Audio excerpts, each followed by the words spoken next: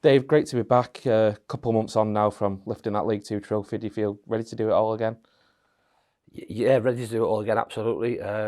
It had a great summer, and I think the players have enjoyed their rest. Been a lot of work going on behind the scenes around here, around evolution of the squad, if you like. And it's always exciting to get back into the building and back at work, if you like, if you can call it that. We worked hard at the back end of last season to make sure we were prepared in terms of knowing what we were doing for the first certainly 3 or 4 weeks.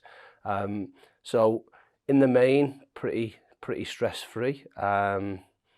Pre-season's hard. I'm not I'm not a big fan.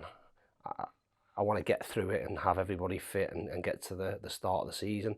And the process you have to go through and the stresses you have to go through are probably something that could be utilised in a different way, should we say. There has been a lot of change, as you say, in those 2 months. Just starting briefly with the players that have left since last season. When we spoke after Wrexham, you said that there couldn't be any sentiment involved in making those decisions. Were they still difficult decisions to take? They're always difficult decisions. It's the worst, the hardest bit about football management, because especially on the back of success, because there'll always be a tilt towards continuity and, in essence, rewarding the players that have played a big part in that success. And listen, lots of things happen. I speak to this with players around transfers and moving away or moving to other clubs.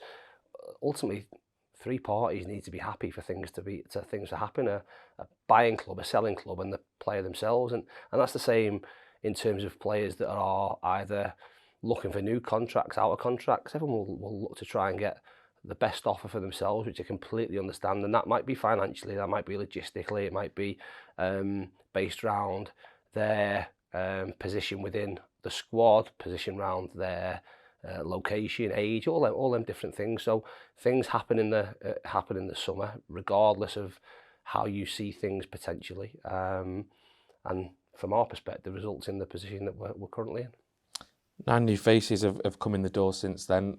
I won't ask you to go through them all individually, but how pleased are you in general with the work that you've been able to do this summer? Yeah, really pleased. I think Simon said it in one of the interviews that he did around being really excited. And I know from my perspective and from the management team's perspective, we're in exactly the same camp. We recognise there's work to be done, which again is exciting, and a challenge, which is great. Not only a new squad, a new division, but we feel real potential, and hopefully we can provide a platform for the players that we've brought in to go and fly. That's the overall ambition of and why they've been brought here. We think they all have qualities that will absolutely help our team and help us evolve and help us progress. It's our job and their job to make sure that those qualities sort of dovetail in order to make us a really efficient team. I think when you read through yours and Simon's quotes for the new signings over the summer, a lot of them you've spoken about being long-term targets, and when you look at how early you've been able to do it, it feels like a summer when you've been able to go out and get a lot of your top targets this summer. Is that fair to say? Yeah, absolutely. Listen, with us in the situation we've been, there's always speculation, some of it absolutely wild speculation about players and who we might be signing. So much so that when it does happen, I have to say, who's that?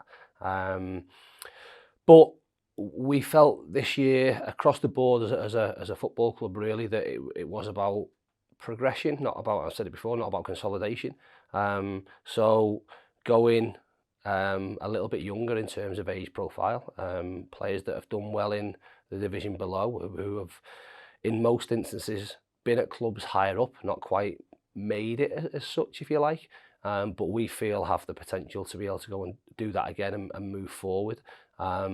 And we have what we feel is a squad that absolutely can do that, and maybe a season where, although we're all massively ambitious, and we'll always be optimistic around what we can do.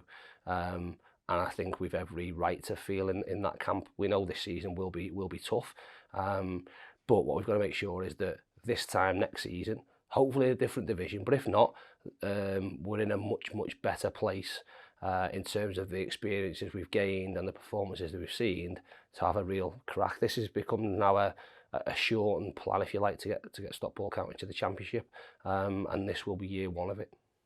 You've spoken a lot about the evolution of this team, and I suppose always looking to take that next step. What does that next step look like, I suppose, from your point of view in terms of the team? The next step looks like us being better at what we try and do, and I think we're really good at what we do. The challenge in that will come in the fact that we'll play against better teams and better players because we're in a different division, and also evolve to give us a little bit more. Everyone wants to be in my eyes, want to be the ultimate team that has the ability to play in every different way against any different opposition, against any different philosophy, against any different shape. You're mad thinking that would ever be the case, but that's what we have to strive to be able to go and do. You have to win football matches especially in these divisions, in lots and lots of different ways, and have as many sort of, from our perspective, as many sort of tools in our bag as possible to allow us to go and win them games in different ways. That's how we'll move forward, and we'll move forward by, as a coaching team and from a player's perspective, aiming to be better and have that monitored and come up with, I suppose, shared goals individually of what people want to go and do with their careers and how they get there. We have to coach more and improve players individually and collectively. Hence why there's been, again, changes around here, changes behind the scenes, and I feel we're in a really good place to be able to do that. Do you feel like you're almost done in terms of transfers this summer? Are you still looking at certain areas you'd like to recruit in? Almost done. Listen, almost. Is there a huge amount of work to be done? No, absolutely not. Obviously, some players will go out, as Aki went out, and again, there'll be interest. There has been interest in our player, and we've got to make decisions again for the benefit of us. We have a budget, and we have to stick to that, and we have to manoeuvre that as best as we can. If we feel there's areas where we can improve and we can potentially get stronger, be that in depth or in quality of player to go and impact the team immediately, then we have to be good at trading, and that's something that's going to be key for us over the next few years. We're bringing in, like I say, younger players with high potential. If they absolutely fly, and as a team we don't quite reach the heights of what they reach, then ultimately that'll become a trading situation and making the best of the assets that we've got. We've got real assets within the squad at the moment. All will back themselves to play, and I'm really happy with where we're currently at. There's a couple of areas that we do need to strengthen a little bit, just to give us options, because we do have some carryover injuries from last season. We've picked up a couple of little things at the start of pre-season this year, and we knew what last year looked like. It meant that our squad needed to be really deep and too big, to be perfectly honest. But ultimately, that was what made us champions, and that was what got us across the line. So we want to be more efficient this year with that, hopefully with the same outcome. How beneficial is it, having made so many changes over the summer, that all these signings that have come in are going to get a full pre-season with you now, and an opportunity maybe to gel a little bit ahead of the start of the new season? Yeah, absolutely. And we've spent the first 2 weeks together. In today, having an off-feet day, so spending time together, looking at more unit meetings, people getting to know each other, some activities that will aid and assist in that.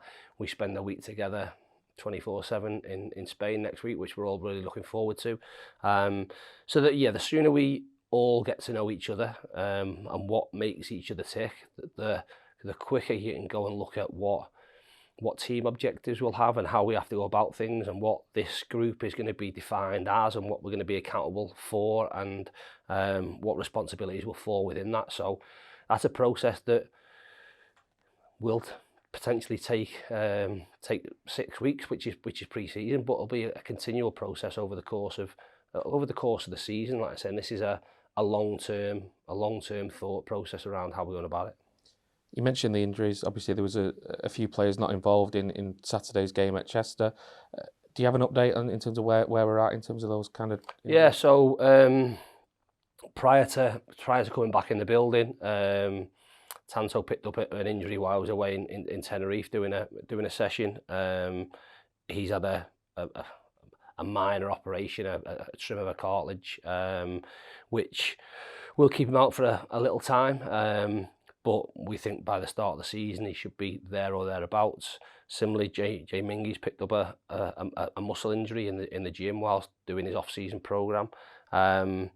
We've then come back into training, and first day back, Ryan's picked up an injury with no one near him, and there was concerns that it could be serious. Thankfully, it's not as serious as what we think, and he probably should be out only a few weeks. But I suppose with him and probably Jack's scenario, as much as you don't want to think in that way, you probably understand that they may pick up things. They've both been out for 12 months, and at some point something's gonna give. We've tried to ease them back into it. Like I say, the program that they've had through the whole of last season and through the off season has made them robust. We test them with IKD tests, and they're ridiculously strong, but ultimately you're going out and playing a random game out there when it's not sort of set, and when you're in rehab compared to full-time training, it is different. So we've picked up a couple of little bits that isn't ideal. Will Collar pulled out in the warm-up on Saturday. He's been scanned and he's fine. We've just got to be careful. It's really tough because, like I said, around pre-season, you're building a 6-week program to get everybody fit for the start of the season. The reality of it is, what the games look like is you're fielding a team in the first half and a team in the second half to try and protect players in terms of minutes they play.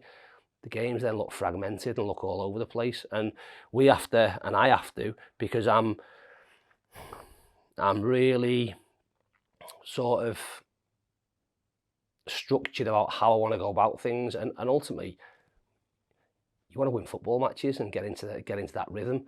The reality is, and I probably learned this with experience, is that what happens through pre-season isn't really important. I get frustrated with little bits, but the most important thing is, in most instances, will be what happens out there on a Monday to Friday, and the game just being an extension of that. And if we see little moments of what happens out there on a Saturday, then great, because there'll be different partnerships we'll look at. But those partnerships, in reality, if it's a central midfield partnership, well, is that central midfield partner that might start the season for us? The reality of it is that the other 9 players around them probably won't be the team that starts the season. So it does come a little bit fractious. That's what we have to work towards. People playing 60 minutes, people playing 75 minutes, some playing 30 minutes. Eventually, to everyone playing 90 minutes, and there'll be 1 or 2 opportunities for everyone to do that before the start of the season. Once the season starts, you then Saturday, Tuesday, it becomes relentless, and we've got to make sure that everybody's in a fit enough state to be able to play either back-to-back 90 minutes or certainly play 90 minutes, because what the season will look like in the first week, we'll play 3 games, and we're probably going to need every player to go and play, not 90 minutes, but as close to 90 minutes as possible to allow us to hit the ground running, which is something that I keep getting told doesn't normally happen here. So we've got to try and book that trend, if you like, and we'll make sure we do our best to make that happen.